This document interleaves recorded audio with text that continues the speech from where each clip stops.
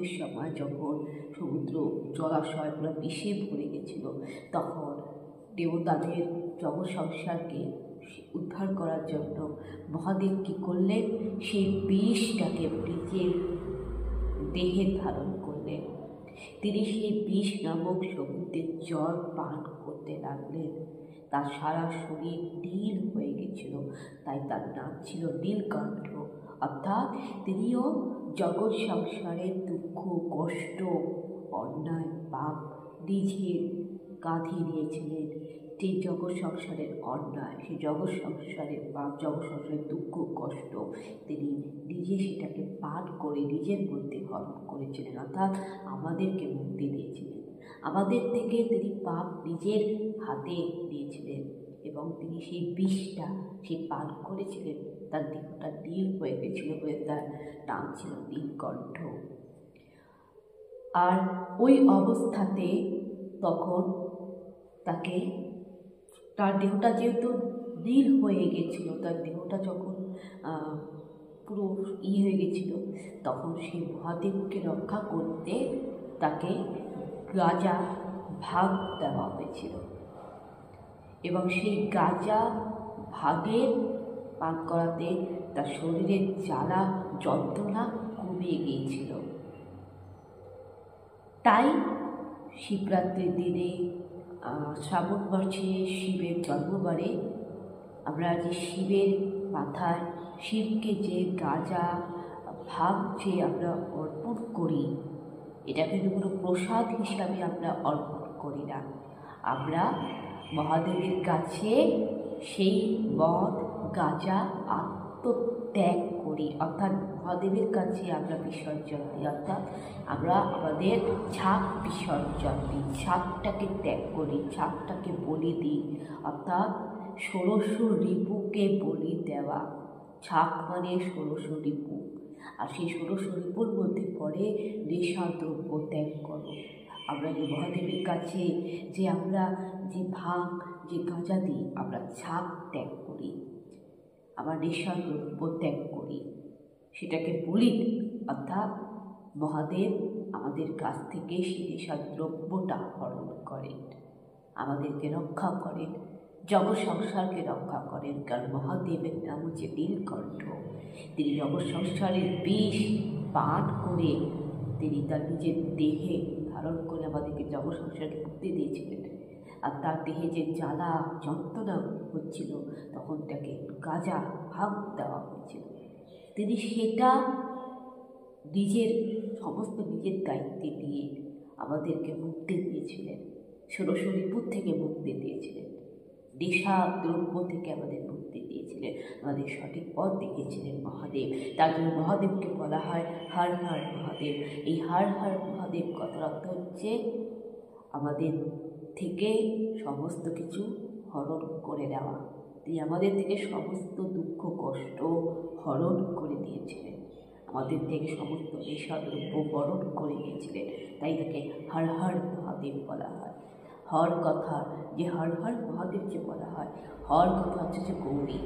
প্রত্যেকটা পুরুষের নামের আগে কিন্তু গৌ থাকে। যেমন শ্রী, শ্রী কথার অর্থ হচ্ছে লক্ষ্মী, রাধা। হরে কৃষ্ণ অর্থাৎ হরে কথার অর্থ হচ্ছে রাধা, আর শ্রী হচ্ছে শ্রী বিষ্ণু বলরাম শ্রীনারায়ণ। এই শ্রী কথার অর্থ হচ্ছে লক্ষ্মী। আর হর হর মহাদেবের কিন্তু গৌরী পার্বতীর কথা, গৌরী শিব, গৌরী শঙ্করার কথা বলা হয়। আর তিনি যে আমাদের কাছে সমস্ত কিছু পাপের বোঝা, দুঃখ কষ্ট গ্লানি তিনি হরণ করেছিলেন, তাই তার নাম হচ্ছে নীলকণ্ঠ। ওই যে মহাদেবকে আমরা যে বলি যে মহাদেব, সকলে বলে না যে মহাদেব নাকি গাঁজা ভাং খেত আর মহাদেবের পূজাতে হয়, এটা সম্পূর্ণ মিথ্যে কথা, এটা সম্পূর্ণ ভুল কথা। মহাদেব কোনোদিন গাঁজা ভাং খেত না, কেননা পবিত্র আত্মা সেই তো ঈশ্বর, আর পবিত্র আত্মা তো মানুষের দেহে থাকে। আর সব ধর্মের একই নিয়ম আছে যে নিজের হৃদয়টাকে নষ্ট করো না, নিজের ঈশ্বরের মন্দিরটাকে নষ্ট করো না। আর এটা তো সঠিক প্রমাণ হলো যে নেশা দ্রব্য জিনিসটা মানুষের হৃদয়কে নষ্ট করে, মানুষকে পাপের পথে নিয়ে যায়, শরীর স্বাস্থ্যকে নষ্ট করে, ক্যান্সার হয়, এমনকি পাপের পথে নিয়ে যায়।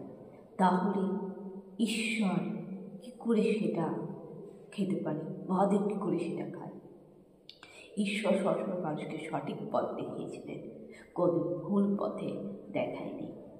আর যেটা আমরা যে ঈশ্বরকে আমরা যে ভাব, যে গাঁজা, যে শিবরাত্রির পূজায় যে নিবেদন করি, সেটা হচ্ছে আমরা নিজেদের ষড়শরীরটাকে ত্যাগ করি।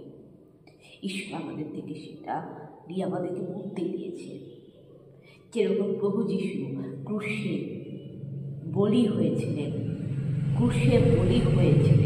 তাকে ক্রুশে পেরে ঠুকাও যদি তৃষ্ণায় পিপাসিত, সেই সময় তার কাছে জল ছিল না, তাকে বাধ্য হয়ে সেই সুরাটা খেতে হয়েছিল। কেন? কারণ তার হাত পা বৃদ্ধ ক্রুশে, তিনি ক্রুশের মধ্যে আছেন, যন্ত্রণায় কাতরাচ্ছে। তিনি আমাদের থেকে পাপ গ্রহণ করে নিজের কাঁধে নিয়েছিলেন, আমাদেরকে সঠিক রাস্তা ন্যায় দিয়ে রেখেছিলেন। এটাই হচ্ছে আসল প্রমাণ। তো বোঝা গেল যে আমাদের পবিত্র ধর্মশাস্ত্রে, গীতা বলুন, বাইবেল বলুন, বেদ বলুন, কোনো শাস্ত্রে লেখা নেই ঈশ্বর বলেনি। ঈশ্বর বলেছে তোমরা অন্যায় করো না, পাপের পথে নিও না। পবিত্র শাস্ত্র ধর্মগ্রন্থে লেখা আছে তো মদ্যপান করো না, ঈশ্বর কোনোদিন মদ্যপান করতে বলেনি। এবারে অনেকে প্রশ্ন করবেন, কেন? আমি তো দেখছি সাধু সন্ন্যাসীরা, পুরোহিতরা মদ্যপান করছে। দেখুন, এটা হচ্ছে কলিযুগ। এই যুগে যেমন ভালো সৎ ধার্মিক সাধু থাকে, তেমনি ভণ্ড সাধুও কিন্তু বাস করে। মনে রাখবেন, চোরও কিন্তু সাধু হয়ে যায়। দস্যু হত্যাকর ডাকাত ছিলেন, তিনি বাল্মীকি হয়েছিলেন। চোরও কিন্তু সাধু হয়ে যায়। আবার সাধু কিন্তু কোনোদিন ভণ্ড হয় না, চোর হয় না। আবার অনেক ক্ষেত্রে দেখা যায় কিছু ভণ্ড মানুষ আছে যারা সাধু সেজে ঘুরে না। আবার এটাও কিন্তু সঠিক সত্য প্রবাদ, বাক্যের প্রবাদ, যে অতি ভক্তি চোরের লক্ষণ, ভূতের মুখে লাভ লাভ। এই কথাটা আপনি মনে রাখবেন। আর এটা কিন্তু বাস্তবে এখনকার কলিযুগে কিন্তু এটাই দেখা যাচ্ছে। আর 99% মানুষ তো ভুল পথে যায়।